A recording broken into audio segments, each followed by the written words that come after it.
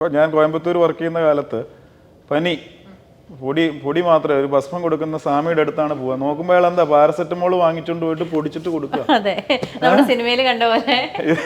എന്ന് പറഞ്ഞ പോലുള്ളൊരു ട്രീറ്റ്മെന്റ് ആൾക്കാരുടെ ഒരു ഇഗ്നറൻസിനെ ചൂഷണം ചെയ്യുന്നുണ്ട്. There is a limit to that. അത് ആദ്യം ഒന്ന് ഈ ഒരു ടോക്ക് കൊണ്ട് അതെങ്കിലും കൺവേ ചെയ്യാൻ പറ്റുമോ നോക്കാം. ഞങ്ങളാണേലും വളരെ സ്ട്രിക്റ്റ് ആയിട്ടുള്ള ഒരു പ്രോട്ടോക്കോൾ നമ്മൾ പേഷ്യൻ്റ് തന്നെ പറയും, സാർ ഡോക്ടറെ അവിടെ നിന്ന് 2 അടിച്ചാൽ 3ാമത്തെ അടിക്കാൻ ഇവിടെ വരും. അപ്പോൾ നിങ്ങൾക്ക് അതുകൊണ്ട് ഗുണം ഉണ്ടായിട്ടുണ്ടോ?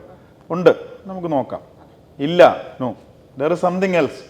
റീസണിന്റെ കാരണം എന്തെങ്കിലും വേറെ ഉണ്ടാവും, വേറെ ഒന്ന് ആർത്രോസ്കോപ്പി ചെയ്യേണ്ടതുണ്ടാവും. ഇപ്പോൾ ഒരു MRI പോലും ഇല്ലാണ്ടായിരിക്കും PRP എടുക്കണം. നമുക്ക് ഒരു ഹ്യൂജ് മെനിസ്കൽ ടയർ ഉണ്ടാവും, മനസ്സിലായി. അപ്പോൾ അതൊക്കെ കറക്റ്റ് ചെയ്തിട്ട് PRP കൊടുത്തോളൂ, റിസൾട്ട് വരും. അപ്പം അങ്ങനെ വേണം അത് ചെയ്യാന്നുള്ള പറയാണ്.